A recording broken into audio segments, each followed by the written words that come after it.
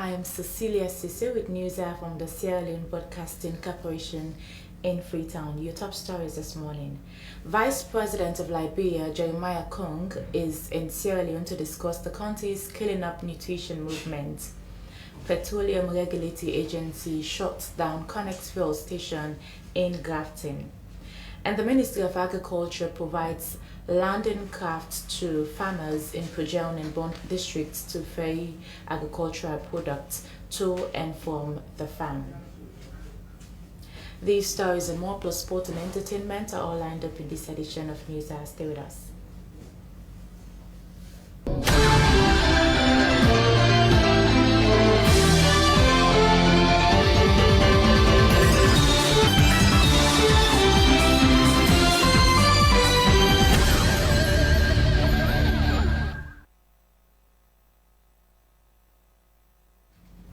Welcome back. We start the news with the visit of the Vice President to Sierra Leone.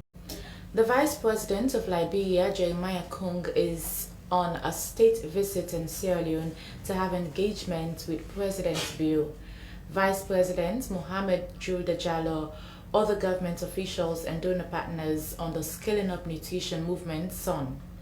The various engagements would see talking points on assessing capacities, successes made so far in scaling up nutrition, challenges, and possible opportunities.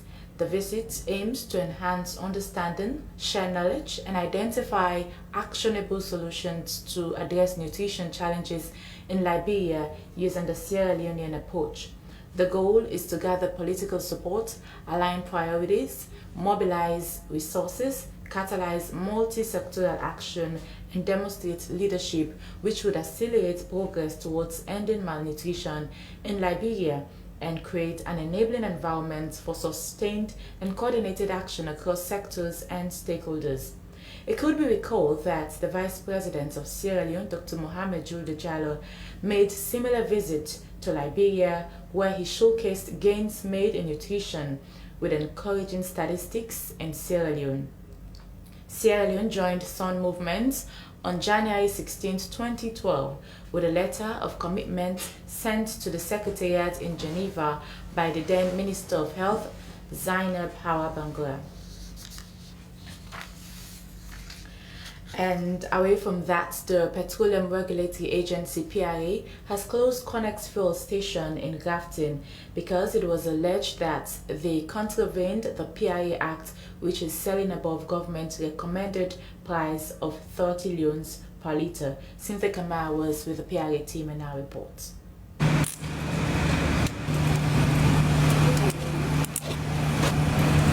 This was how Connect fuel station at Grafton was clamped by the authorities at the Petroleum Regulatory Agency. Now the big for 47. Come, Sam.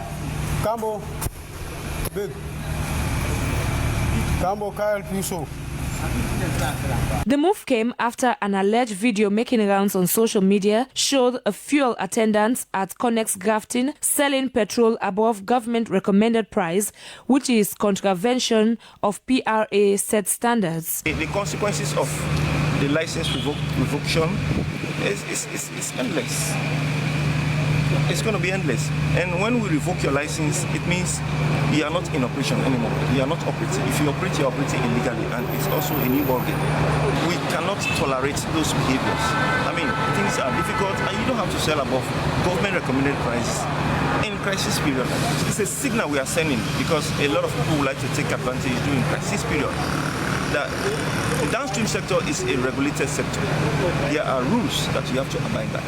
Once their license has been revoked, the station will have to bring in another dealer to go through the process of licensing to continue their service. The expected penalties from PRA is revoking of the station's license and a fine of 50,000 leones that has immediately taken effect. As it stands, PRA is asking citizens to buy fuel from nearby stations as Connect Grafton is no longer in operation.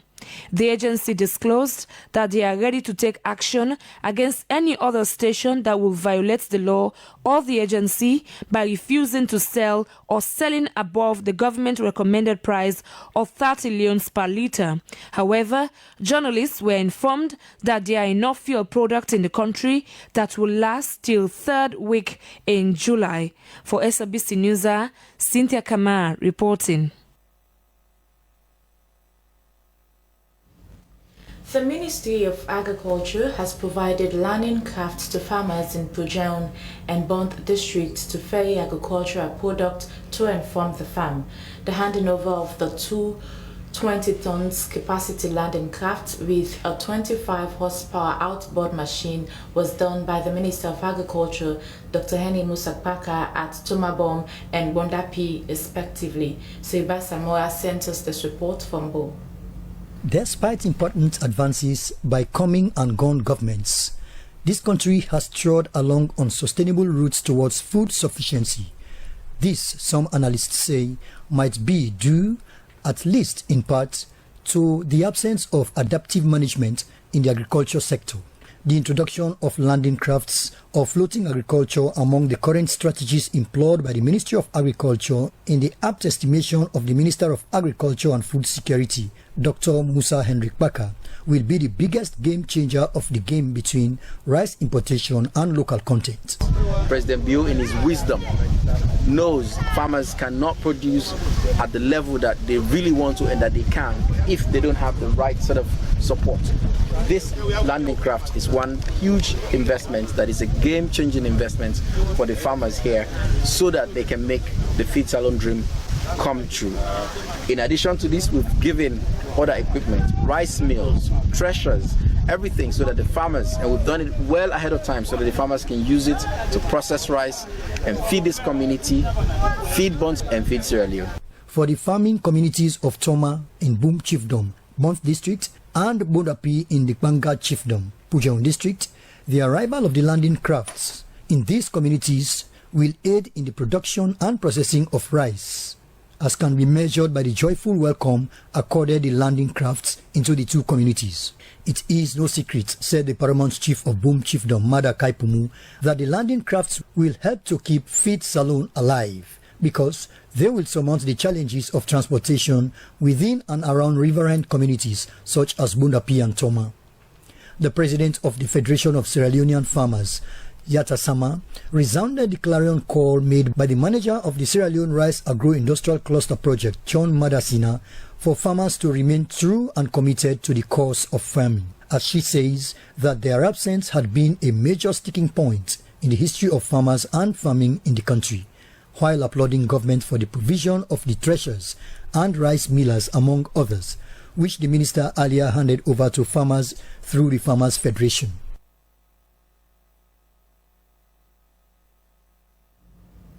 Feed salon is one of the main priorities of the government's Big Five game changers.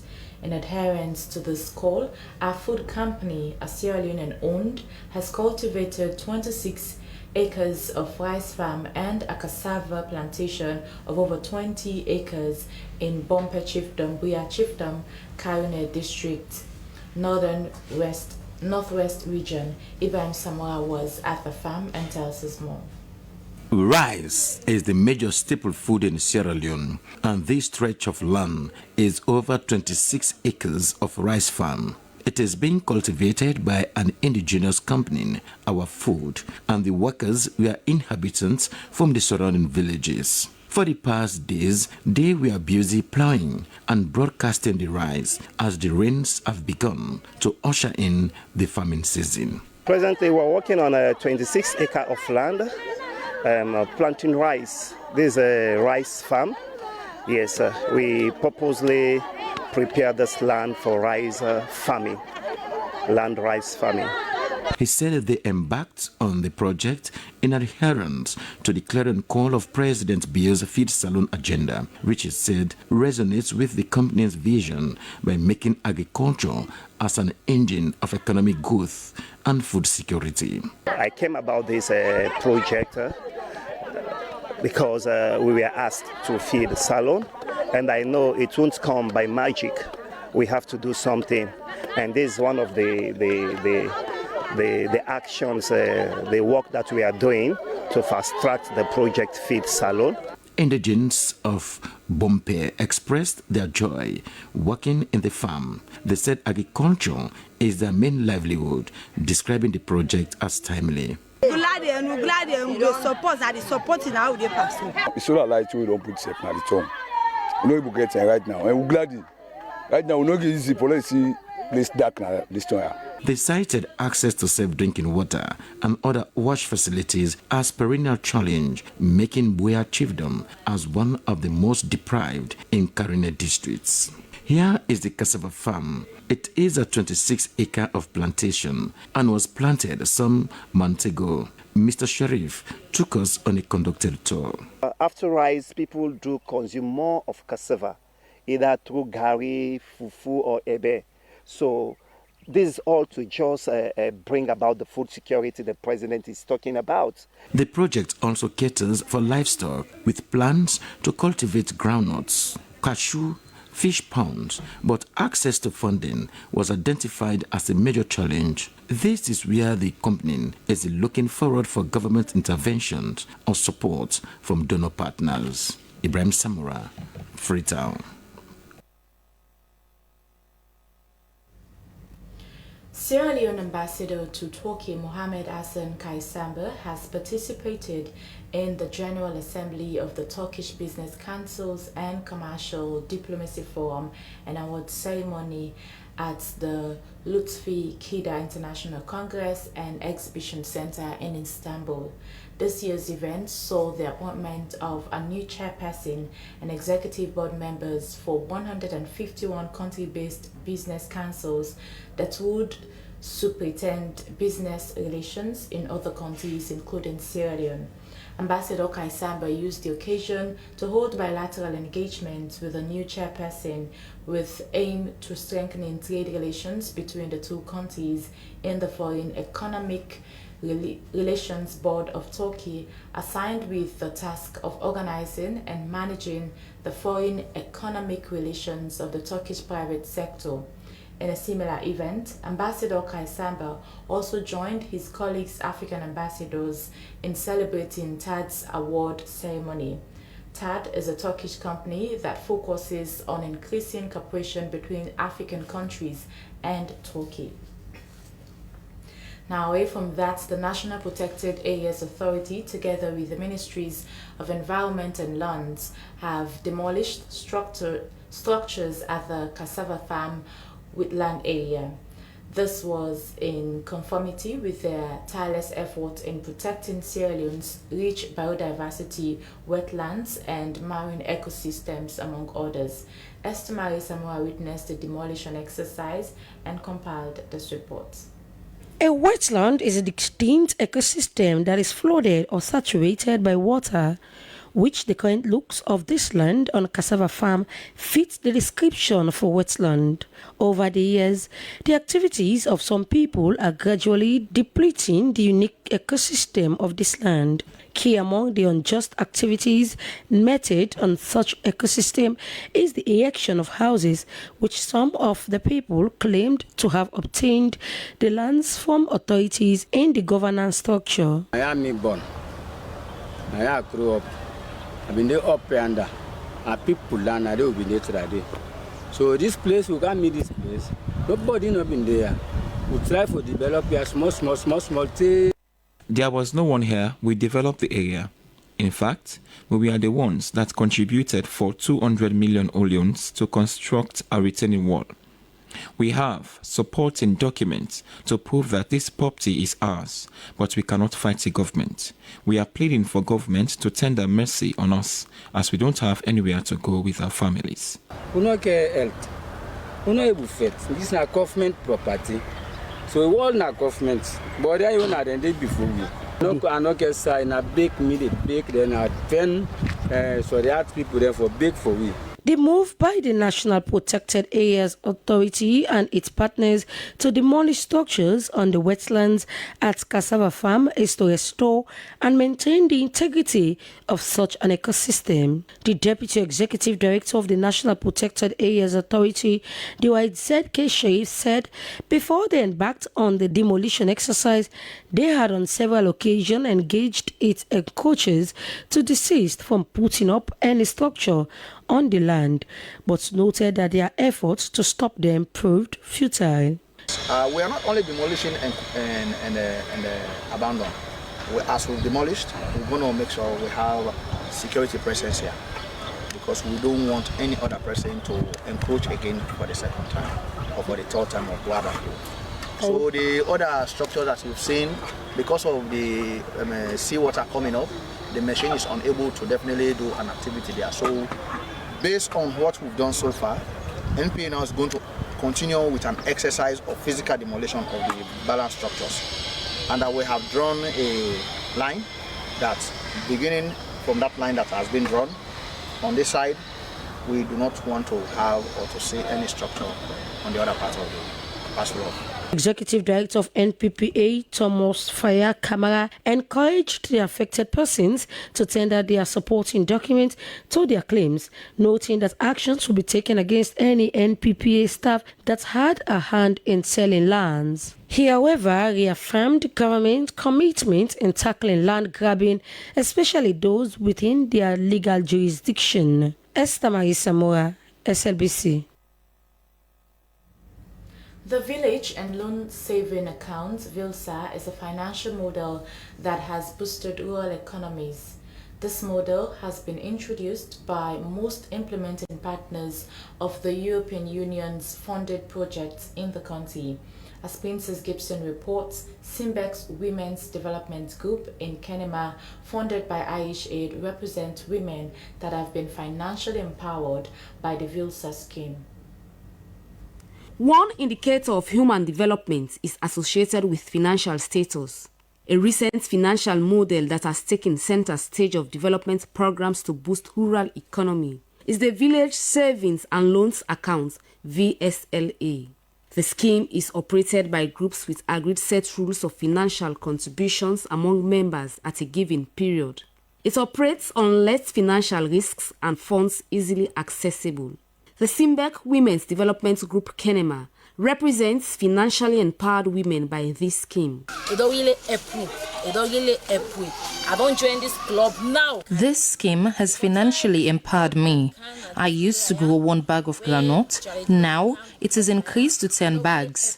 This has increased my finance to take care of my needs. Now, me, I able to make me groundnut farm. So that they plant 1 bag, but now they plant 10 bag when I 1,000.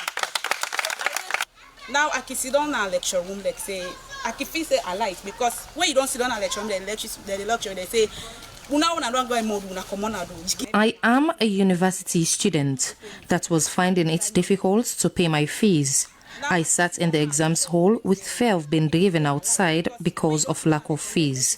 But with the VSLA, my worries are over. I am thankful to the EU.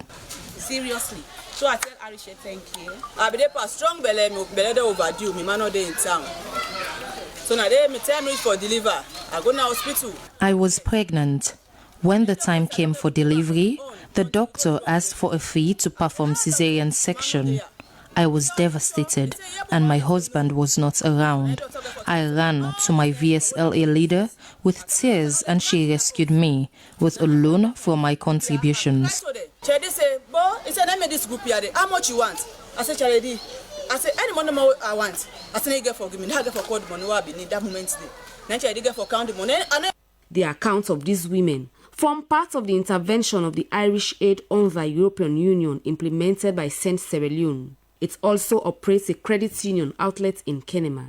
Another intervention by the European Union under the public-private partnership arrangement is the construction of this funeral home. The funeral home has solar panel, cooling chambers, carpentry workshop, Christian and Muslim chapels. This facility, according to the chairman of the Kenema District Council, Mohammed Amadou Sise, is a felt need. Another need identified by the Kenema District Council is the 800 capacity hall constructed with funds from the EU. This facility has been outsourced to the Albertine investment. Capital Foods in Kenema also benefited from the EU funds for cocoa processing and the production of Sierra juice. Chief Executive Officer, Capital Foods, Hamza Hashim, said the support added value to production. This, he said, has resulted to the construction of a cocoa production factory with license for export. Capital Foods has also provided land for over 100 farmers that cultivate pineapples for the production of Sierra juice. Princess Gibson, SLBC News. You're still watching news from the Sierra Leone Broadcasting Corporation in Freetown. We continue with more stories. Stop Sierra Leone, together with the Sierra Leone Medical and Dental Association, has conducted a seminar on improving reproductive health outcomes in Sierra Leone. The seminar was hosted to help bring the knowledge gap between or among medics by improving health care in the country. Ibrahim Samoa has more on that.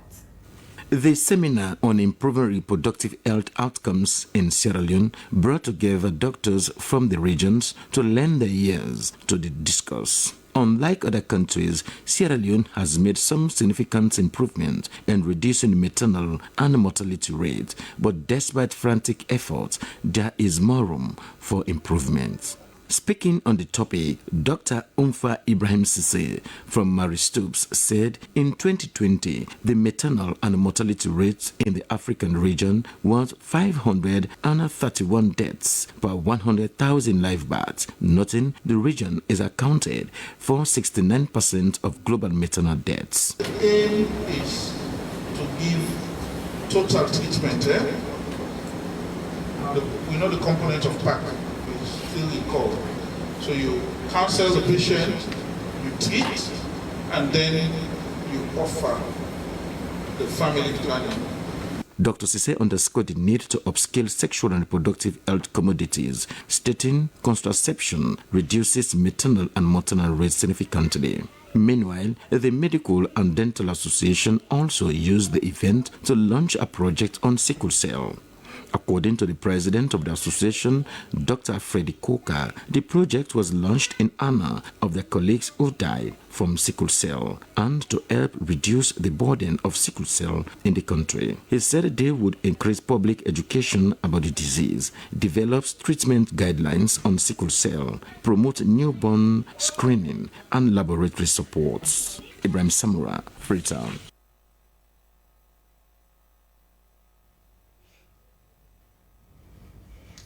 To increase the awareness of the importance of mental health and wellness in people's life and to celebrate recovery from mental illness, Mending Minds and Healing Hearts Foundation has joined the bandwagon to educate youth on how to cope with the hurdles of life, thereby preventing them from depression. Joy Ndumbuya was part of the symposium organized for young people at Kushi Farm community in Dre and compiled this report. Yes, I will take this here first, fam. Let's see how you see first, fam. So I'm taking them or take her. I'm fine, see. Now they fine. It's nice,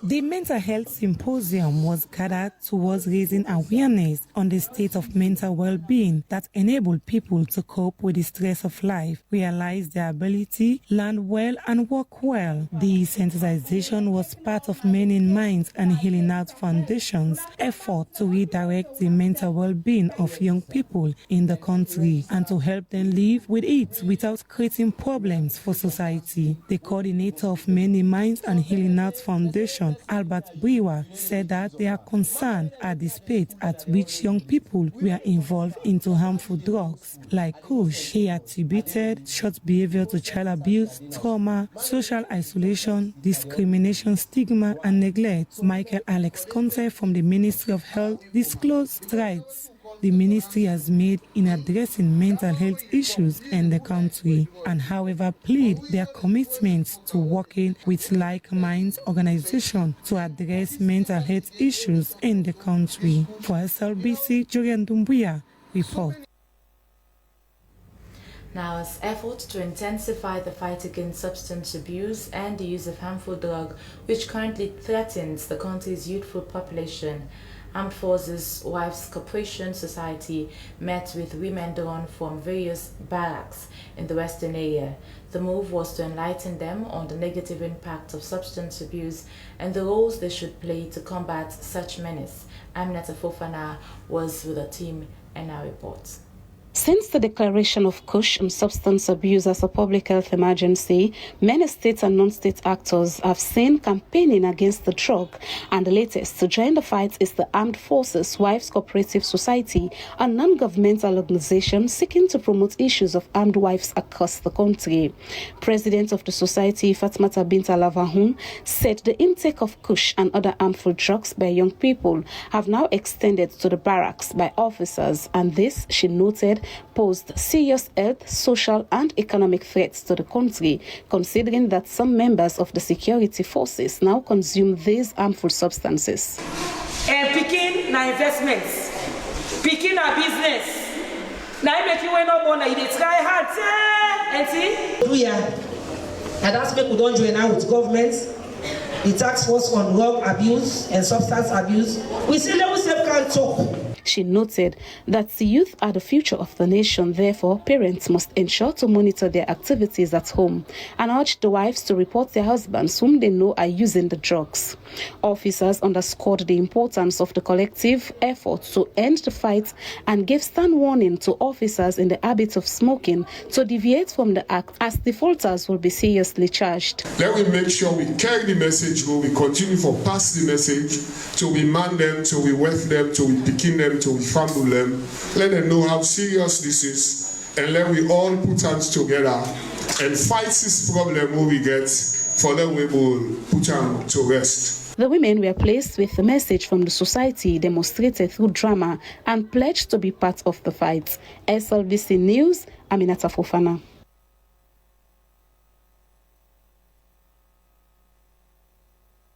Freetown City Council has held a civic laying out and signing of the Book of Condolence for Dr. Sheku Septimus Doumbouya, who until his death was recognized as the longest-serving doctor in Sierra Leone. April 26, 2024 marks the end of an individual whose footprints in the country's medical sector is visible. He died at the age of 66. Our reporter Christiana Kamara has more.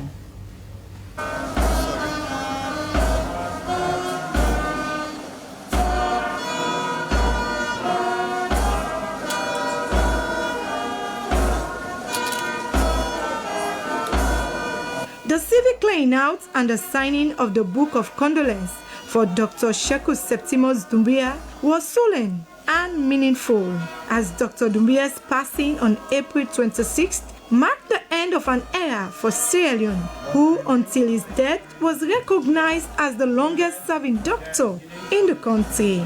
Described as a humble man who always brought out the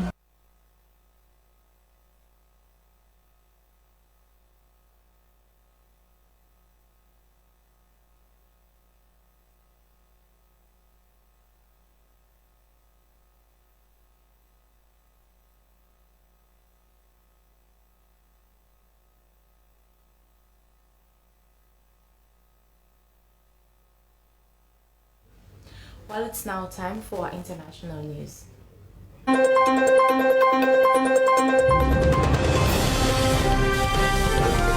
Here is the international news with me, Daphne Kimamakoli. Officials in Nigeria say 10 people have been killed and at least 160 other villagers have been kidnapped from a remote community in Nigeria's central Niger state.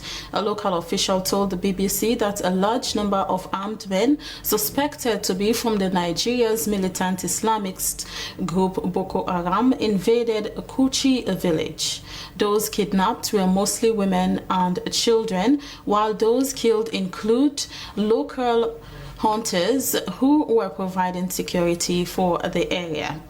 Since 2021, gunmen have been consistently attacking Kuchi village and raping women and girls in their matrimonial homes. The Hamas-run health ministry says at least 45 people have been killed, including women and children, in an Israeli airstrike on a camp for displaced Palestinians in the southern Gaza city of Rafah. Videos from the scene in the Tel Asutan area on Sunday night showed a large explosion and intense fire burning. The Israel Defense Forces, IDF, said it had killed 2 senior Hamas officials and that it was reviewing reports that civilians were harmed as a result of the strike and fire it ignited. Hours earlier, Hamas had fired 8 rockets from the Rafah towards Tel Aviv, the first long-range attack on the central Israeli city since January. Some 800,000 people have fled Rafah since the start of the Israeli group operation there 3 weeks ago, but hundreds of thousands are still believed to be sheltering there. At least 19 people were killed as tornadoes and storms tore across 4 U.S. states, destroying homes and cutting power to hundreds of thousands. 7 people were killed in northern Texas, 8 in Arkansas, 2 in Oklahoma, and 2 in Kentucky. Scores more were injured in winds reaching 135 amps, and almost 500,000 were without electricity across several states on Sunday. Texas Governor Greg Abbott said more than a third of all counties in his state were now subject to a disaster declaration. And police has said that a hospital in India capital Delhi, where 7 babies died in a fire, was operating without a valid license. The fire occurred on Saturday, leading to an arrest of the hospital owner and the doctor on duty. An investigation has found that the hospital also did not have fire extinguishers or an emergency exit. The tragedy took place hours after a fire broke out in a gaming arcade in Gujarat State Court City, killing 27 people. Fires often break out in residential and commercial buildings in India due to a lax enforcement of safety norms. Well, that's all for the international news summary.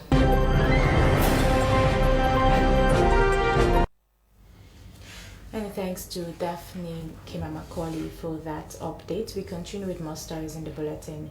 Freetown City Council has embarked on an enforcement exercise to ensure that institutions pay their property rates and secure business license. The venture was meant for mobilizing revenue for the smooth running of the municipality. Mohammed Koma picks up the story. The venture, taken by senior officials of Freetown City Council, was part of the council's revenue mobilization strategies to ensure that institutions within the municipality comply with their payment of property rate and business license. The team commenced its enforcement drive at First Bank, which according to the team owed the council over 150,000 new loans. The visit yielded dividend as officials of the bank paid on the spot. Similar stride was made to Vista Bank, but the bank had already complied with its arrears. The enforcement venture was extended to Sierra Leone Port and Harbour Authority, which was said owed Freetown City Council about 1 million new loans. The situation at the Port and Harbour Authority was initially chaotic when the team from FCC forcefully closed the gate, but it was later opened when senior officials of Sierra Leone Port and Harbour Authority intervened. One among them was the company's secretary, Mada George, who pledged the institution's commitment to settle the arrears. Similarly, officials of Nectar Bulk Terminal also committed to do the same. Chief Administrator of Freetown City Council, Raman Tomfama, shared his experience regarding the enforcement venture. Definitely there have been some positive results. You know, we are currently at the water key, and we have long-standing issues with business houses within this environment that have not been able to be compliant with our tax payment. So we are going to force them to ensure that they pay our taxes, because basically the quest for service delivery is high. I mean, you can see the Freetonian want to see Freetown, the environment very clean. Freetonians want to see graveyards being clean. Freetonians want to see that Freetown City Council is able to deliver basic services. The venture is laudable as it enables institutions to own up to their responsibilities. Mohamed Kouma reporting from Freetown.